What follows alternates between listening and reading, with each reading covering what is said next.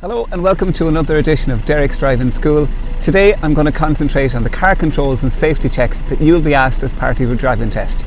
Now I'm not going to cover all of them today because I will have a separate video outlining all the various different components and I'll break them down into subsections.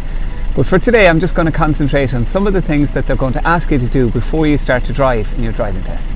So stay tuned. Alright, so the first thing they're going to ask you to do is open the bonnet. Alright, so I'm going to show you now, mine is an Opel Corsa and I'm just going to show you how you do that in this car. So just down here in the passenger side, you'll see there's a little lever just down here beside where my pedals are, or just under the glove box. Alright, so all I'm going to do is just pull that lever out towards me. Okay, so on this car, this is an Opel Corsa, or Vauxhall Corsa, Opel, Vauxhall, same thing. Basically what I say to people is there's a badge in the centre, my left hand goes into the left hand side of the badge and lifts it up a little bit, but you'll see it only goes so far and then you'll see that it's locked the rest of the way. So what I do with my right hand then is my right hand goes in to the right hand side of the badge, and on my right hand side of the badge there's a little lever. I look for the lever, I press up the lever, and then that unlocks the bonnet and you're able to open it the rest of the way. So there's the lever, and I will take a picture of that just for a more detailed view on that as well. Okay, so once I've got that done, then the next thing that I do is I look for the stick to hold up the bonnet. Okay, so like I say, once I found the clip with my right hand, I latch the clip and then I lift it up. Now, the next thing I'm going to look for is just up here in this right hand corner. You'll see it here in yellow. There's a little stick to hold up the bonnet, so I just literally pull that towards me, lift it up, and you'll find there's a designated slot for it there, and I just put it into the little slot. So I'll just show you that slot there now. So you'll see yourself, that's the designated slot, and it just sits into that comfortably. Okay, now in the Vauxhall Opel Corsa, everything is clearly marked in yellow, okay? So it makes things fairly straightforward. So most of, if not everything that they're going to ask you will be clearly marked in yellow. And again, I'm going to show you a detailed picture of this area here as well, just to break things down. Okay, so I'm going to start on the right hand side and I'm going to work my way over then to the left hand side. So starting off on the right hand side, I have got my windscreen washer fluid, okay? Make sure that that's topped up the morning of your driving test, and just in case you ever needed to clear off anything that might be on your windscreen. It's clearly marked as a picture of a windscreen and water going onto it, so I mean that's fairly self-explanatory.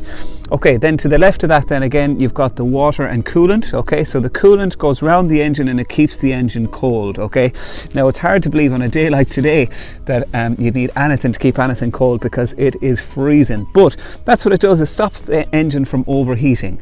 You'll see clearly on the side of this there's actually a minimum and a maximum mark on that, so you just make sure that it's up to the maximum.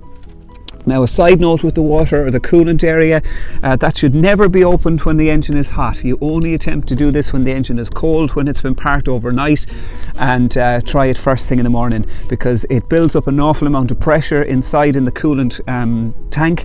So if you try and open that when it's hot, it may just shoot out water in all directions, and of course the water will be boiling hot. So just a side note, don't ever open the coolant section when the engine is hot.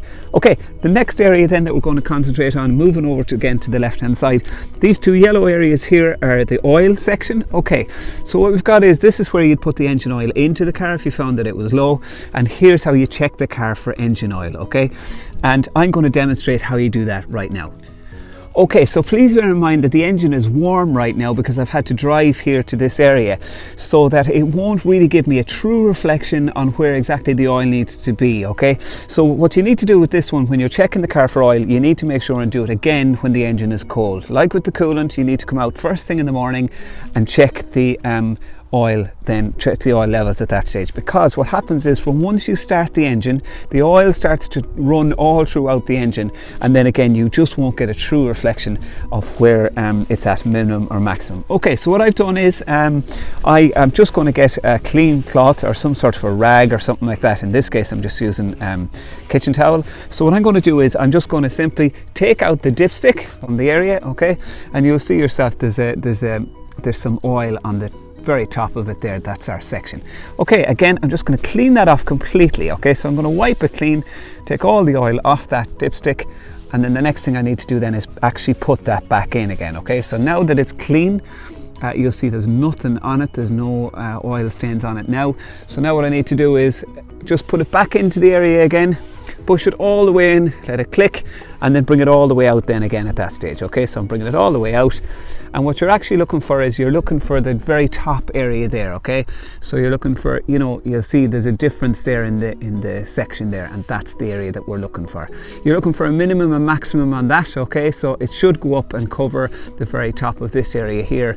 Like I say, in this case you'll see that it's actually all covered in oil, and that's simply because the engine is warm and the oil has gone out throughout all of the engine, so it's kind of no point really doing it when it's hot.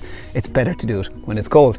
Okay, so back into the holder again, click it back into place, and then that's it. If you find at that stage that it's low on oil, what you do is you take the dipstick out, you pour the oil into this area here, put the dipstick back in again, measure it again the same as I've shown you, and then again, once you've found that it's up to where you need to be at the maximum level, then just close the lid, and that's it, done. All right.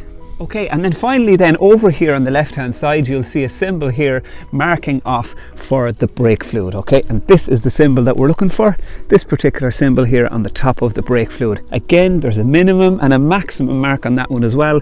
If you feel that it's low, then just open the lid, put it in until you reach the maximum point, and then close the lid tightly then again. All right. Okay, now the battery is located over here as well. You'll see all the wires coming out of the battery area. That's where the battery is located. Okay, so now when it comes to time for closing the bonnet, what I simply do is I just literally with my left hand, I just take some of the pressure off the stick that's holding it here. Okay, so with my left hand I just lift it a small bit and then keep it held with my left hand, and then my right hand goes in and just removes that clip, okay, so the stick. Now I can fold that down and I just click it back into the housing there that it's left in from before, so it just clips into place, and then I know, still holding it with my left hand, I know that that's not going to rattle around the place and that's safe. Okay, now with my left hand and my right hand, then I just bring it down the rest of the way, and generally what I do is I bring it down to about this height, and then I just simply just let go. Okay, now side note, it's absolutely no harm just to try that once it's clipped into place. Just try and open it again just to be sure, okay, because the last thing you want to happen is for this bonnet to open up while you're driving. Okay, so it's no harm, just for safety's sake, always make sure that it's definitely closed. Okay, so another quick side note when it comes to your driving test, you might also be asked where would you find the power steering fluid. Okay, so on this particular car it's got electronic power steering, so I don't have anywhere to put any power steering fluid because it doesn't need it. Okay, so my advice would be just have a double check with your driving instructor before your driving test. If you're using your own car or if you're using the driving instructor's car, just simply ask them, would they mind showing you where you would put the power steering fluid into the car, and that simply solves that problem. Thanks very much for watching. You've been watching Derek's Driving School, and this is how we do the car controls and safety checks as part of your driving test. Stay tuned for more videos where I'm going to get into more detail about some of the other questions that you might be asked to demonstrate before you start to drive the car on the day of your driving test. I'm Derek, and this is Derek's Driving School, and I'll talk to you soon.